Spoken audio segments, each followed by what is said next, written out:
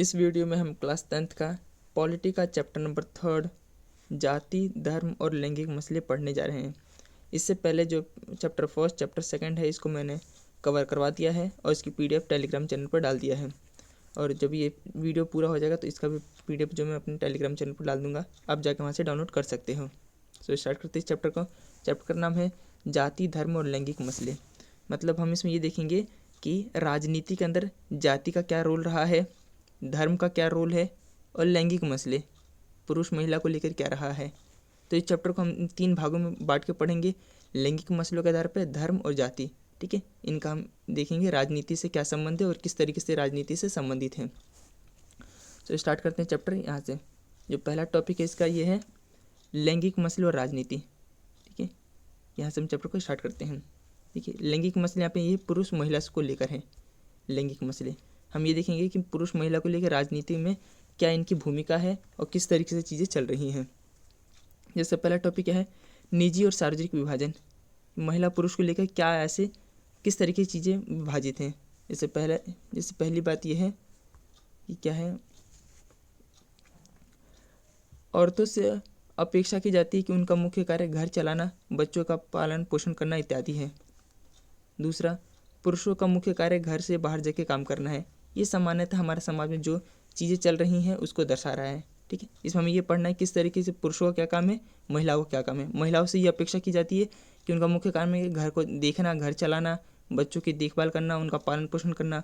पुरुषों से ये अपेक्षा की जाती है कि उनका मुख्य काम क्या है, घर से बाहर रहना और घर से बाहर जाके क्या करना, काम करना। इसे कहते हैं हम श्रम का विभाजन। इसको कहते हैं श्रम का लैंगिक विभाजन। यहाँ पे क्या आएगा, श्रम का लैंगिक विभाजन। श्रम का लैंगिक विभाजन का मतलब ये काम का बंटवारा, मेल का अलग काम होगा और फीमेल का अलग काम होगा। इसे कहते हैं लैंगिक विभाजन, कार्य का लैंगिक विभाजन।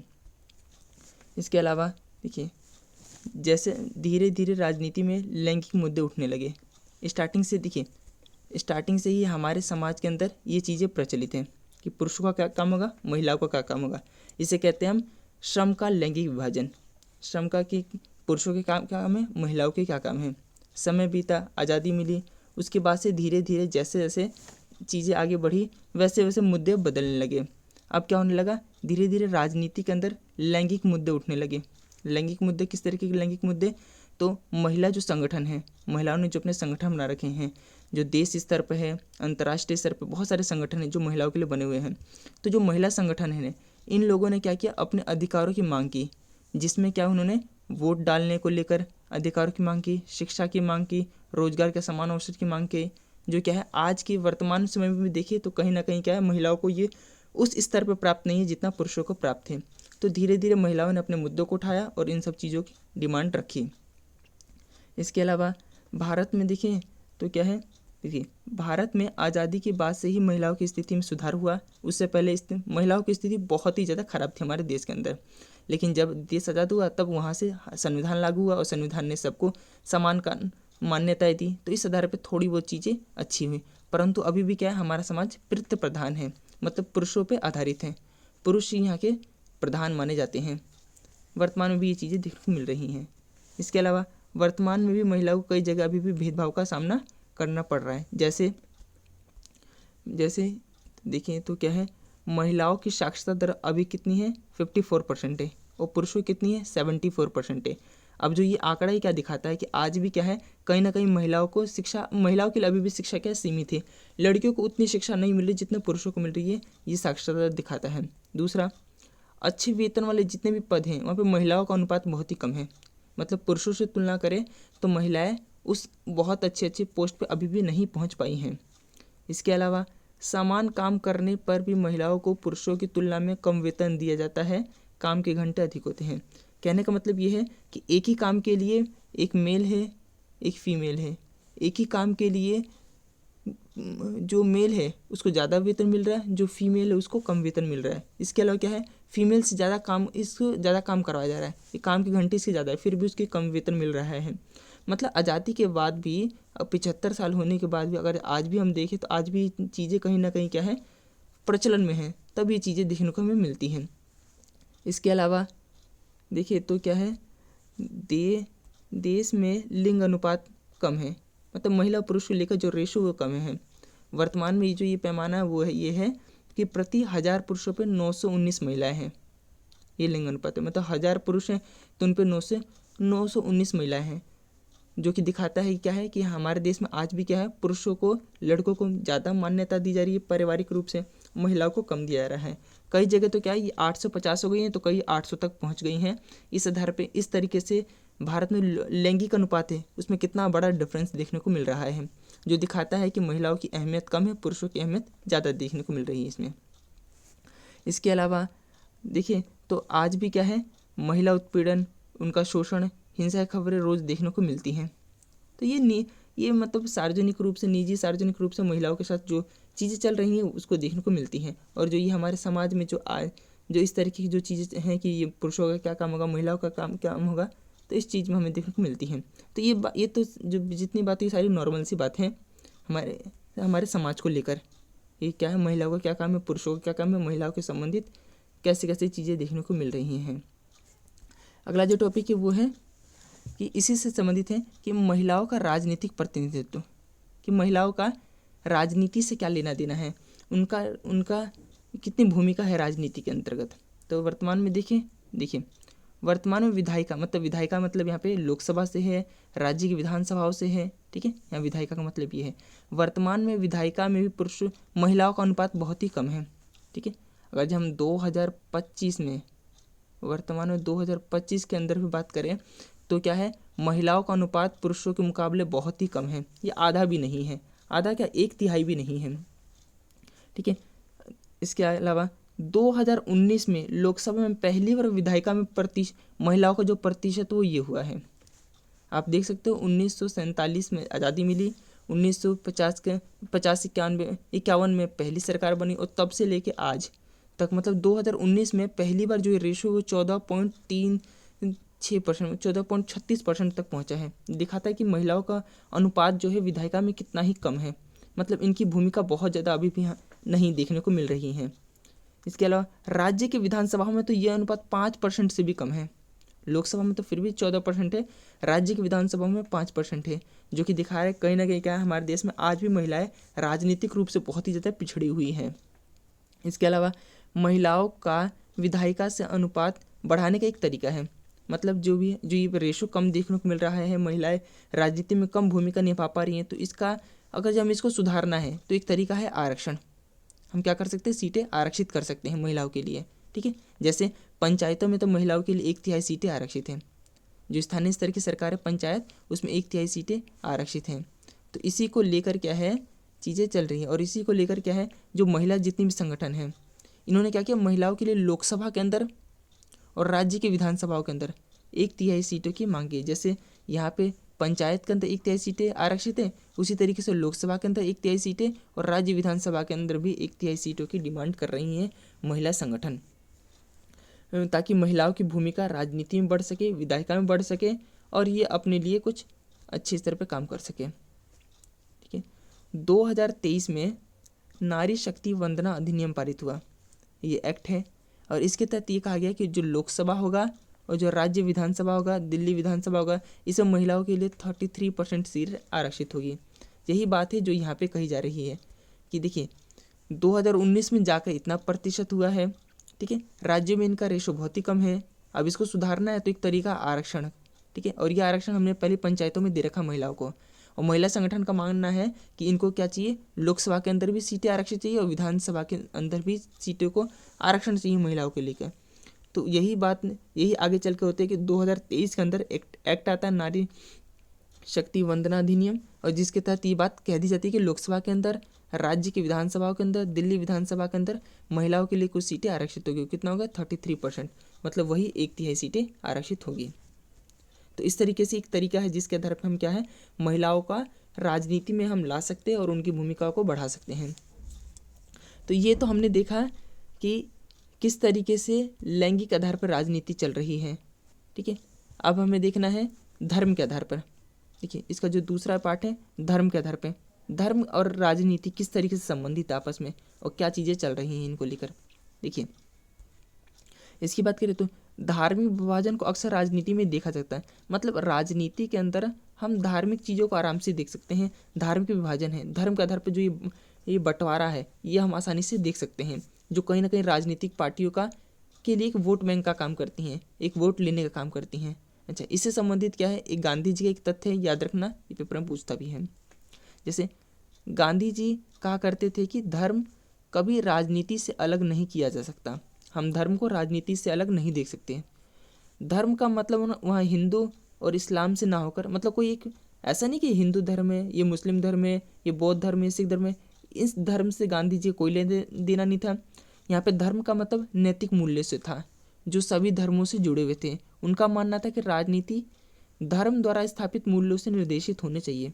गांधी जी का मानना था ये था कि हम धर्म राजनीति को धर्म से अलग नहीं कर सकते। यहाँ पे धर्म कोई मतलब हिंदू मुस्लिम वाला धर्म नहीं है, यहाँ पे नैतिक मूल्य वाला धर्म की बात हो रही है, ठीक है। और राजनीति कैसे चलना चाहिए, तो इन्हीं मूल्य, नैतिक मूल्य के आधार पर ही राजनीति चलनी चाहिए। गांधी जी का ये मानना था धर्म और राजनीति को लेकर।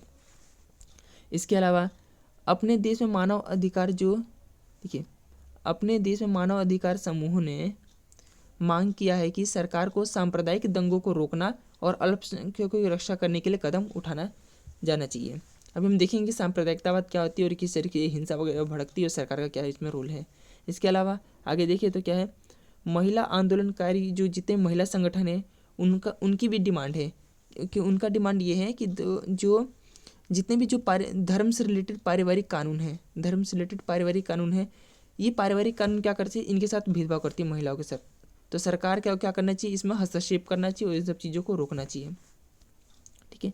तो ये देखिए, इसको देखिए इस बात को, तो जो ऊपर जो जितनी बातें कही गई हैं धर्म और राजनीति को लेकर, ये कहीं ना कहीं क्या है, सारी ये सभी मामले राजनीति से जुड़ी हुई हैं। और विभिन्न धर्मों के जो यहाँ पे निचले नहीं, यहाँ पे निकले आएगा, और जो विभिन्न धर्मों से जितने भी जो विचार, आदर्श, मूल्य, नैतिक मूल्य की जो राजनीतिक महत्वपूर्ण भूमिका निभाती है। मतलब इस पॉइंट को आप काट दो, इसका कोई बहुत बड़ा रोल नहीं है। आप यहाँ से देखो इसको, सांप्रदायिकतावाद, यहाँ से क्वेश्चन आता है, ये डायरेक्ट क्वेश्चन पूछता है। देखिए सांप्रदायिकतावाद, कि सांप्रदायिकतावाद होता क्या है। सांप्रदायिकतावाद का मतलब है एक धर्म के लोग अपने धर्म को सर्वश्रेष्ठ माने और अन्य धर्मों को छोटा समझे, इस भावना को कहते हैं सांप्रदायिकतावाद। जब व्यक्ति को ये लगे कि उसका ही धर्म सर्वश्रेष्ठ है और बाकी जो सारे धर्म है उससे छोटे हैं या उसके मतलब बराबर नहीं है, तो इसी बात को ही कहते हैं सांप्रदायिकतावाद, ठीक है। ये डायरेक्ट यहाँ से 1 नंबर क्वेश्चन पूछ लेता है सांप्रदायिकता को लेकर क्या है। अब देखिए सांप्रदायिकतावाद में क्या क्या चीज़ें आ रही है और राजनीति में इसकी क्या भूमिका है। देखिए जो सांप्रदायिकतावाद है ना, ये ऐसी स्थिति बहुत और भी ज़्यादा विकट हो जाती है, मतलब और भी ज़्यादा परेशान करने वाली हो जाती है जब राज्य एक धर्म के पक्ष में हो। वैसे तो देखिए क्या हमारे देश के अंदर राज्य का कोई अब एक धर्म नहीं है, लेकिन जब क्या है राज्य एक धर्म का पक्ष लेने लगती है तो सांप्रदायिकतावाद बढ़ने लगता है, ठीक है। सांप्रदायिक राजनीति में यह अवधारणा है कि धर्म ही सामाजिक समुदाय का निर्माण करती है। मतलब धर्म जो है, एक जो रिलीजन एक धर्म है, वो एक सामाजिक समुदाय का निर्माण करती है। जैसे हिंदू रिलीजन है, एक धर्म है, तो हिंदू रिलीजन एक विषय अब एक हिंदुओं का ही एक संगठन बन जाएगी। मतलब इसके अंदर बाकी धर्म से रिलेटेड कोई नहीं होगा। मतलब ये एक ऐसा समुदाय गठन करेगी जो बाकी धर्मों से अलग होगी। मतलब ये अलग हो जाएगा समुदाय, बाकी जैसे मुस्लिम वो अलग समुदाय हो जाएगा, बौद्ध जो ये अलग समुदाय हो जाएंगे। तो ये कह रहा है कि जो धर्म है एक अलग अलग सामुदायिक समाज का निर्माण करती है, और एक धर्म को मानने वाले लोग एक ही समुदाय के होते हैं और उनके मौलिक हित भी एक जैसे होते हैं। जैसे मान लेते हैं हिंदू हैं, तो ये हिंदू है तो ये एक ही समुदाय के लोग हैं, इसमें बाकी धर्मों के लोग इसमें शामिल नहीं हो सकते, ठीक है। और इनके जो हिंदू हैं इनका मानना है कि जो सभी की जो मत है, सभी के जो हित है वो एक ही हैं, ठीक है, बाकी धर्मों से अलग हैं। तो सांप्रदायिकता से रिलेटेड ये सारी चीज़ें आती है धर्म को लेकर, और कहीं ना कहीं जो जिनसे क्या होती हैं चीज़ें बेकार ही होती हैं या फिर हिंसा जैसी चीज़ें भड़कती हैं। इसके अलावा इसमें देखें तो क्या है, इसमें यह विचार भी शामिल है कि अन्य धर्मों को मानने वाले लोग एक ही सामाजिक समूह के हिस्से नहीं हो सकते। जैसे हमने बताया ना कि जैसे ये हिंदू है, ठीक है, ये हिंदू है, ये मुस्लिम है, ये बौद्ध है, ठीक है। तो इसके तहत ये देखने को मिलता है कि जो हिंदू है, हिंदू बाकी समुदायों से अलग है। कभी हिंदू जो मुस्लिम समुदाय इनका हिस्सा नहीं हो सकती, या फिर जो मुस्लिम समुदाय कभी हिंदू समुदाय का हिस्सा नहीं हो सकती। ये यहाँ पे ये कहने का मतलब है। ठीक है, सांप्रदायिकतावाद के अंदर ये चीज़ें शामिल आती है। ये सांप्रदायिकतावाद की वजह से ये चीज़ें निकल कर आती हैं कि एक धर्म के लोग मानने वाले एक ही सामाजिक समूह के हिस्से, या फिर मतलब एक ही सामाजिक समुदाय के हिस्से होते हैं, वो दूसरे के हिस्से नहीं बन सकते। और जो इसका परिणाम ये निकल के आता है कि एक समुदाय को दूसरे समुदाय के वर्चस्व में रहना पड़ता है, या उसके लिए एक अलग राष्ट्र की मांग की जाती है। जैसे ये हिंदू है, ये मुस्लिम है, ठीक है, हम मान लेते हैं ये बौद्ध है। तो इस तरीके से चीज़ें, मतलब ये अलग अलग समुदाय हैं। अब जैसे मान लेते हैं हिंदुओं का ये मानना है कि जिस देश में रहते हैं ये बहुसंख्यक हैं, तो पूरा जो देश पे जो कंट्रोल है ना वो इनका होना चाहिए। बाकी जो अल्पसंख्यक है इनका देश के ऊपर कोई नियंत्रण नहीं होना चाहिए। और दूसरी बात, ये लोग इनसे ये अपेक्षा करेंगे कि रहना है तो आप हमारे वर्चस्व के नीचे रहो, हमारे कंट्रोल में रहो। ठीक है, अगर हमारे कंट्रोल में नहीं रहना तो आप अलग देश बना लो। तो जो सांप्रदायिकतावाद है वो ऐसी भावनाएं लेकर आता है, इस तरह की चीज़ों को बनाता है, और जो कहीं ना कहीं समाज के लिए और देश के लिए खतरा होती है, और इसे हिंसा जैसी चीज़ें देखने को मिलती हैं। अच्छा, अब राजनीति के अंदर क्या है, किस तरह की चीज़ें चल रही हैं। सांप्रदायिकतावाद राजनीतिक रूप, मतलब सांप्रदायिकता का राजनीति में क्या भूमिका है और किस तरह की चीज़ें देखने को मिलती है। राजनीति में सांप्रदायिकतावाद को हम किन किन रूपों में देख सकते हैं और कैसे देख सकते हैं। ठीक है, देखिए, और मतलब मैंने हर एक टॉपिक को मैंने इसको कवर कर रखा है, और हर एक टॉपिक से अपने आप में ये क्वेश्चन है जो कि पेपर में पूछ भी रखा है और यहीं से क्वेश्चन पूछता भी है, बस थोड़ी सी लैंग्वेज इसकी चेंज कर देता है। देखिए, सांप्रदायिकता यहाँ पे वाद नहीं है, वाद है। सांप्रदायिकतावाद राजनीतिक में अनेक रूप धारण कर सकती है। ठीक है, राजनीति में सांप्रदायिकतावाद के रूप कौन कौन से होते हैं। पहला, एक धर्म को श्रेष्ठ बताना, ये सामान्य सी बात है, और अन्य धर्म को छोटा बताना। अक्सर ये देखने को मिलता है कि लोग क्या है, अपने धर्म को ज़्यादा श्रेष्ठ और बेहतर बताते हैं बाकी धर्मों को लेकर। ठीक है, कहीं ना कहीं राजनीति रूप से ही जुड़ा हुआ है। राजनीति के जो तत्व हैं यही इनको चीज़ों को बढ़ावा देते हैं, और यही बढ़ावा देना ही हिंसा का एक कारण बनती है। दूसरा रूप क्या है, सांप्रदायिक सोच अक्सर राजनीति को अपने विचारों से प्रभावित करने का प्रयास करती है, जिसमें बहुसंख्यक अपना वर्चस्व स्थापित करने का प्रयास करते हैं और अल्पसंख्यक अलग राष्ट्र की मांग करते हैं। कहने का मतलब ये है कि जो सांप्रदायिक जो विचार हैं, ये सांप्रदायिक विचार जो बहुसंख्यक है ये इनके लिए मतलब अलग है। मतलब ये कहने का मतलब ये है कि जो सांप्रदायिक जो सोच है, सांप्रदायिक जो विचार हैं, ये बहुसंख्यक लोग कोशिश करते हैं कि जो चीज़ें हैं वो इनके अनुसार चले, और जो अल्पसंख्यक जो समुदाय है इनका मानना है कि जो चीज़ें चलनी चाहिए वो इनके अनुसार चलनी चाहिए। इस बात को ये कह रहा है कि जो सांप्रदायिक जो सोच है राजनीति को अपने विचारों से प्रभावित करने का प्रयास करती है। ठीक है, बहुसंख्यकों का मानना है कि जो अल्पसंख्यक उनके वर्चस्व में रहे।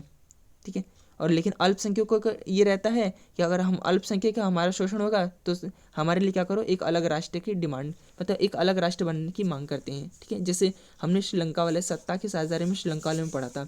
श्रीलंका के जो तमिल समुदाय है उनका शोषण होता, तो उनका क्या था, उनकी एक डिमांड थी कि उनके लिए एक अलग राष्ट्र का दर्जा दिया जाए। तो जो सांप्रदायिक जो विचार हैं, अल्पसंख्यकों का मानना ये है अगर इनका शोषण होगा तो ये अलग राष्ट्र की मांग करने लगते हैं, और बहुसंख्यकों का मानना है कि हम बहुसंख्यक है तो आप हमारे वर्चस्व के अंदर रहोगे।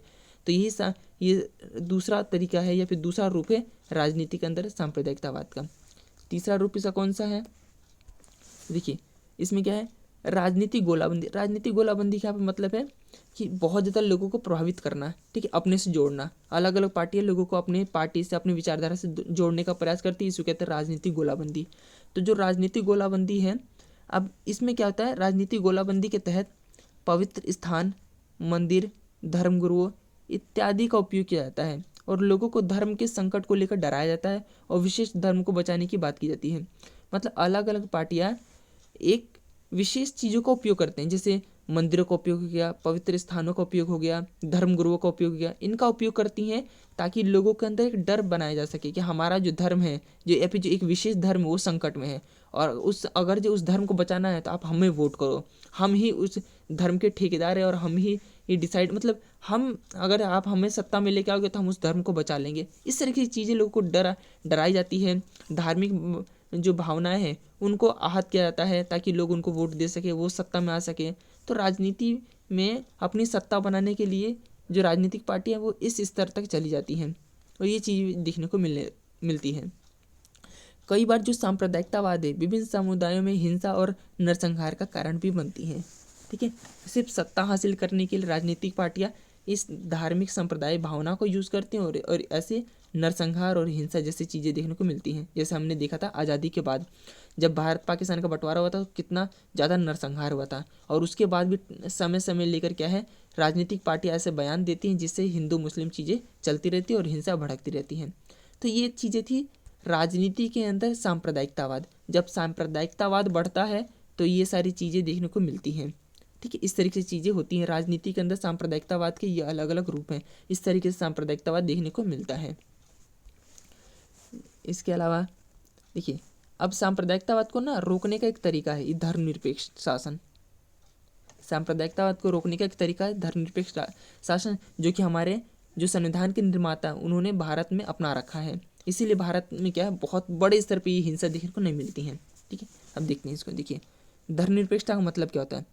राज्य द्वारा किसी एक धर्म को विशेष धर्म का दर्जा नहीं दिया जाता, सभी धर्मों को समान समझा जाता है। धर्मनिरपेक्ष है। सांप्रदायिकतावाद का मतलब होता है अपने धर्म को श्रेष्ठ बताना, बाकी धर्म छोटे हैं। धर्मनिरपेक्षता का मतलब है कि जो राज्य है या फिर जो सरकारें हैं वो एक धर्म को दर्जा नहीं देंगी, वो सभी धर्मों को समान दर्जा देंगी। इसे कहते हैं धर्मनिरपेक्ष। ठीक है, सांप्रदायिकता हमारे देश के लोकतंत्र के लिए बड़ी चुनौती थी। ठीक है, और ये जो चुनौती हमारे जो संविधान निर्माता है वो इनसे बहुत ज़्यादा अवगत है। संविधान निर्माता इस चुनौती के प्रति सचेत थे, इसलिए उन्होंने धर्मनिरपेक्षता का मॉडल अपनाया। मतलब उन्होंने हमारे देश में, क्योंकि हमारा देश धार्मिक रूप से विविधता है। ठीक है, यहाँ पे हिंदू भी है, या मोमडन है, या बौद्ध है, यहाँ पे सिख है, ईसाई है, पारसी और अन्य धर्म हैं।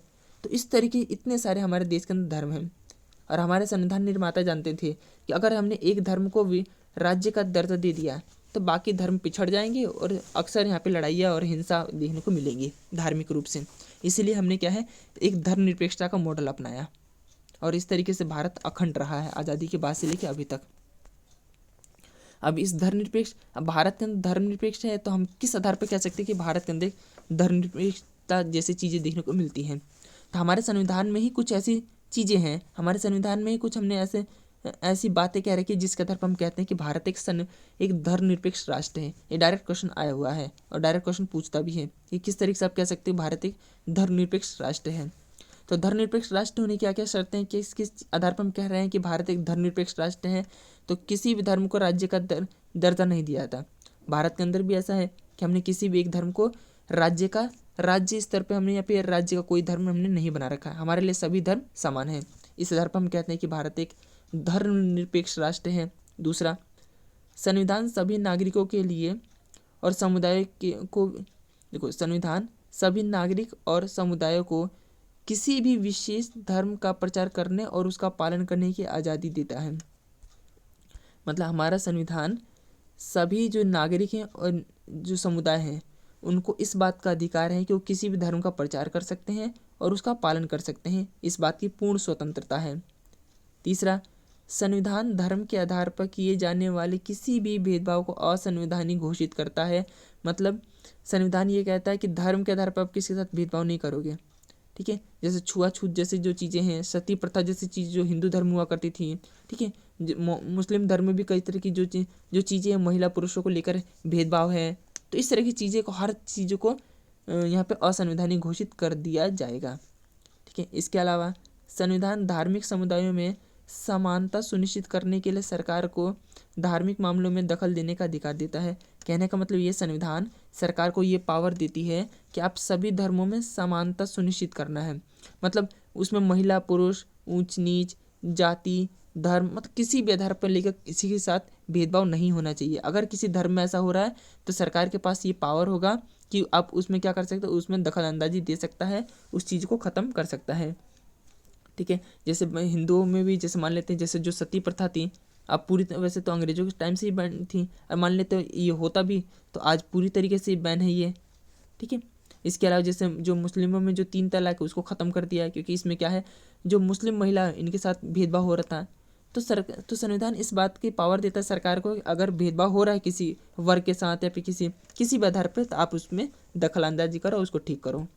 ठीक है। तो इस आधार पर हम कहते हैं कि भारत एक क्या है, संवैधानिक एक धर्मनिरपेक्ष राष्ट्र है।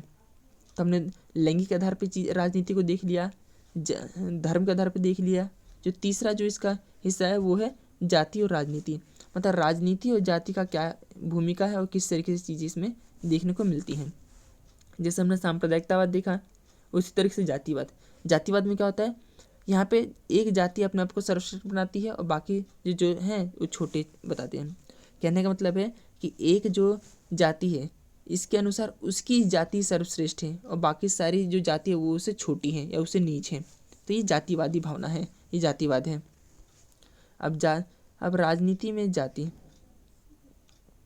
अब देखिए जैसे हमने राजनीति में सांप्रदायिकतावाद के रूप देखे, उसी तरीके से राजनीति के हम जाति के रूप, राजनीति के अंदर जाति का क्या रूप है, किस तरीके से चीज़ें देखने को मिलती है राजनीति में, जाति का किस तरीके से इस्तेमाल हो रहा है या फिर किस तरह की चीज़ें चल रही हैं। जैसे जब पार्टियां चुनाव के लिए उम्मीदवार का नाम तय करती हैं तो चुनाव क्षेत्र में मतदाताओं की जाति के हिसाब से ध्यान रखा जाता है। कहने का मतलब ये है कि जैसे अगर ये एक चुनाव क्षेत्र है, ठीक है, अब इस चुनाव क्षेत्र में अगर ब्राह्मण वर्ग ज़्यादा है, ठीक है, तो यहाँ पे जितनी भी पार्टियाँ होंगी 3-4, जैसे मतलब बीजेपी होगी, कांग्रेस हो गई, ठीक है, मतलब जितनी भी पार्टियाँ होंगी वो अपने उम्मीदवार जिस व्यक्ति को खड़ा करेंगे वो ब्राह्मण ही होगा। ऐसे वैसे तो हम कहते हैं कि हमारे जो देश के अंदर जाति का कोई लेना देना नहीं, इलेक्शन से हम बहुत अच्छा चुनाव करवाते हैं, ठीक है, हर व्यक्ति पढ़ा लिखा है, वो जाति के आधार पर नहीं, वो काम के आधार पर वोट देता है, ये कहते तो हैं, लेकिन कहीं ना कहीं चीज़ें सिर्फ कहने वाली बातें हैं। वास्तविकता तो ये देखने को मिलती है कि सभी पार्टियां जातिवाद का उपयोग करती हैं सत्ता हासिल करने के लिए। जैसे अब इस क्षेत्र के अंदर मान लेते ब्राह्मण वर्ग ज़्यादा रहता है, ठीक है, इनका मतलब ये इनका कंट्रोल है इस पे, इस एक क्षेत्र में क्या है, मान लेते इनकी आबादी ज़्यादा है, तो यहाँ पे जितनी भी जो राजनीतिक पार्टी होंगी, जितने भी अपने उम्मीदवार खड़ा करेंगी वो ब्राह्मण ही होगा, वो कोई छोटी जाति का हो ही नहीं सकता, क्योंकि अगर वो छोटी जाति का होगा तो वो हार जाएगा। तो इस तरीके से क्या ये देखने को मिलता है कि राजनीतिक पार्टी जाति का किस तरीके से उपयोग करती हैं कि तो ये देखती हैं कि उनकी किस जाति का क्या है, रेशो कितना है किसी क्षेत्र में, जिस क्षेत्र के अंदर जिस जाति का मतलब कि बहुसंख्यक होगी उस जाति के ही जो उम्मीदवार है वो खड़े किए जाते हैं वहाँ पे। दूसरा, राजनीतिक पार्टियां जनता का समर्थन हासिल करने के लिए जातिगत भावनाओं को उठाते हैं या फिर तो उनको भड़काते हैं कि किसी भी राजनीतिक जितनी भी जो राजनीतिक पार्टियां हैं वो किसी भी तरीके से जनता का समर्थन उनको हासिल हो जाए। अब इसके लिए वो किसी भी हद तक जा सकते हैं। राजनीतिक जो जातिगत भावना है, मतलब जो बड़ी जातियां हैं उनको छोटी जाति के प्रति भड़काया जाता है, छोटी जातियों को बड़ी जातियों के प्रति भड़काया जाता है। तो इस तरीके से जो जातिगत जो भावना है उनको उकसाया जाता है, उनको भड़काया जाता है सिर्फ चुनाव जीतने के लिए। इसके अलावा जो सार्वभौमिक वयस्क मताधिकार है, जो 18 साल पे होने पे इलेक्शन वोट डाल सकते हैं और एक व्यक्ति के पास एक ही वोट होगी, जो ये वाली व्यवस्था है, इसने क्या किया, राजनीतिक दलों को विवश कर दिया, मजबूर कर दिया है कि वह राजनीतिक समर्थन पाने के लिए सक्रिय हो। ठीक है, कि आपको अगर इलेक्शन जीतना है तो आपको सक्रिय होना पड़ेगा। अब जो सक्रिय होना पड़ेगा, इससे उन जाति के लोगों को एक नई चेतना जगी जिन्हें पहले छोटा और नीच समझा जाता था। कहने का मतलब है, अगर आप मान लेते एक क्षेत्र के अंदर जो छोटी जाति के लोग हैं, इनकी संख्या ज़्यादा है, ये बहुसंख्यक है किसी एक क्षेत्र में, तो जितनी भी राजनीतिक पार्टी होंगी उनको अपने अंदर इन लोगों को शामिल करना होगा, यहाँ के नेताओं को अपने अंदर शामिल करना होगा अपनी पार्टी में। ठीक है, चाहे वो बड़ी पार्टी क्यों ना हो, अपने अंदर इस वर्ग के लोगों को भी शामिल करना ही पड़ेगा। अगर ऐसा नहीं करेगी तो इलेक्शन नहीं जीत पाएगी। ठीक है, वहाँ से वो चुनाव हार जाएंगे। तो इस तरीके से जिन्हें पहले छोटा और नीच समझा जाता था, उन पर कहीं बराबरी का अधिकार नहीं दिया जाता था, उनको भी अब बराबरी का अधिकार मिल रहा है। उनके साथ भी बड़ी बड़ी जो पार्टियाँ हैं उनके साथ तालमेल बिठा रही हैं। तो ये कहीं ना कहीं ये भी मतलब चीज़ें देखने को मिलती है राजनीति में जाति को लेकर। इसके अलावा संसदीय चुनाव में किसी एक जाति के लोगों का बहुमत नहीं है, इसीलिए हर पार्टी और उम्मीदवार को चुनाव जीतने के लिए एक समुदाय से ज़्यादा लोगों को भरोसा हासिल करना होगा। कहने का मतलब ये है कि एक क्षेत्र के अंदर केवल एक जाति का बहुमत नहीं है, मतलब एक जाति को आप लेके कोई एक राजनीतिक पार्टी एक जाति को लेके चले तो कभी इलेक्शन नहीं जीत पाएगी। इसके लिए उसको बहुत सारे जातियों को भरोसा जीतना होगा, और बहुत सारे जो जाति हैं उनका भरोसा जीतना होगा, तभी इलेक्शन वो जीत सकेंगे। तो जो सभी राजनीतिक पार्टियां हैं किसी एक जाति को लेकर नहीं चल सकती, सभी जातियों के बीच उनके साथ मेल मिलाप करना होगा, तभी चीज़ें संभव हो सकती हैं। इसके अलावा कोई भी पार्टी किसी एक जातीय समुदाय के लोगों को वोट हासिल नहीं कर सकती है। ठीक है, कि कोई भी जो पार्टी है एक जाति या समुदाय के सभी लोगों का वोट हासिल नहीं कर सकती। जब लोग किसी जाति को किसी पार्टी का वोट बैंक कहते हैं तो इसका मतलब ये है कि उस जाति के ज़्यादातर लोग उसी पार्टी को वोट देते हैं। ठीक है, ये बात भी ठीक है कि जितनी भी जो राजनीतिक पार्टियां हैं वो एक जो जाति का है उस जाति सारे लोग एक ही पार्टी को तो वोट देंगे नहीं, ये पॉसिबल नहीं है कि ऐसा हो जाए। लेकिन कई बार हमें एक जो शब्द सुनने को मिलता है ये वोट बैंक है। वोट बैंक का मतलब यहाँ पे है कि जो शब्द ये दर्शाता है कि जो एक विषय, अब जैसे मान लेते हैं कोई भी है, मान लेते हैं ए करके कोई जाति है, ठीक है, ये माना जा रहा है कि ये करके ये सी करके कोई राजनीतिक पार्टी है, ये इसके लिए वोट बैंक है। इसका मतलब ये ए की जो जितनी भी मतलब मान लेते ए जाति के जो लोग हैं ज़्यादातर इसी पार्टी को वोट देते हैं, तो इस पार्टी के लिए ये वोट बैंक हो गए। तो ये बात इसमें कही जा रही है। इसके अलावा अगर किसी चुनाव क्षेत्र में एक विशेष जाति के लोगों की संख्या ज़्यादा है तो सभी पार्टियां केवल उसी जाति पर ध्यान देती हैं, जो हमने पहले पॉइंट में पढ़ा था, और अपना उम्मीदवार भी उसी जाति का ही खड़ा करती हैं। तो इस तरीके से हम देखते हैं कि राजनीति के अंदर भी जातिगत रूप देखने को मिलता है, जाति का एक बहुत बड़ा योगदान देखने को मिलता है। इसको मैंने पॉइंट टू पॉइंट बिल्कुल ही अच्छे से कवर कर रखा है, इसमें बुक भी पढ़ने की ज़रूरत नहीं पड़ेगी। बुक के जो मेन जो पॉइंट है वो मैंने इस तरीके से इस पीडीएफ में डाल दिया है। बस आपको ये वीडियो देखना है, पीडीएफ डाउनलोड करना है और इसको एक रिवाइज कर लेना है, चीज़ें समझ आएंगी। इसी के अलावा इसी में एक देखने मिलता है, अभी तो हमने पढ़ा राजनीति में जाति, अब हम पढ़ेंगे जाति के अंदर जाति, कि जाति के अंदर किस तरह से जाति है। डायरेक्ट क्वेश्चन यहाँ से आया हुआ है और डायरेक्ट क्वेश्चन यहाँ से आता है कि जाति के अंदर जाति का क्या मतलब, किस तरह की चीज़ें देखने को मिलती हैं। ठीक है, तो ये देखने को मिलता, देखिए देश में राजनीति ही जातिग्रस्त नहीं है, मतलब राजनीति के अंदर ही जाति देखने को मिलता है, जाति के अंदर भी राजनीति देखने को मिलता है। ठीक है, तो ये कह रहा है, इसका मतलब ये है। और क्या कह रहा है ये, मतलब किस आधार पर ये देखने को मिलता है, तो हर जाति खुद को बड़ा बनाना चाहती है, इसलिए वह अपने उपसमूह, मतलब हर एक जाति का जो छोटे छोटे भाग होते हैं, उपसमूह होते हैं, जिन्हें पहले छोटा और नीच बताकर उन्हें बाहर रखना चाहती थी, अब उन्हें अपने साथ लेने की कोशिश की जा रही है। मतलब इस राजनीतिक इस स्तर, मतलब जाति के अंदर किस तरीके से राजनीति चल रही है, मतलब अपने आप को, जैसे राजनीतिक पार्टियां सत्ता हासिल करने के लिए धर्म जातियों को आपस में लड़ा देती है, किसी भी हद तक कर जा सकती है, उसी तरीके से यहाँ पे जाति के अंदर क्या हो रहा है कि जो जितनी भी हर जातियाँ हैं, जितनी भी जो बड़ी बड़ी या जो छोटी छोटी जाति, जितनी भी जातियाँ हैं, अपने आप को जो मान लेते हैं कभी मतलब खुद को बड़ा बनाना चाहती है। तो एक टाइम ऐसा था कि जिन्हें ये लोग छोटा समझते थे और नीच समझते थे और अपने आप से बाहर रखने की बात करते थे, वो अब क्या कर रहे हैं, अब सत्ता हासिल करने के लिए इन छोटी छोटी जो उप समूह हैं इनको साथ लाने की बात कर रहे हैं कि अब हम साथ मिलकर काम करेंगे, हम एक साथ हैं, हम एक जैसे हैं, ठीक है, हम सब एक ही हैं और एकता की बात करते हैं, तो अपने साथ लेने की बात करते हैं। इस तरीके से जाति के अंदर राजनीति चल रही है। दूसरा, एक जाति अपने दम पर सत्ता हासिल नहीं कर सकती, ये बिल्कुल बात ठीक है, इसीलिए वह ज़्यादा राजनीतिक ताकत पाने के लिए दूसरी जातियों को साथ लाने की कोशिश कर रही है। मतलब हर एक जाति दूसरी जातियों से अब मिलने की बात कर रही है ताकि वो सत्ता हासिल कर सके।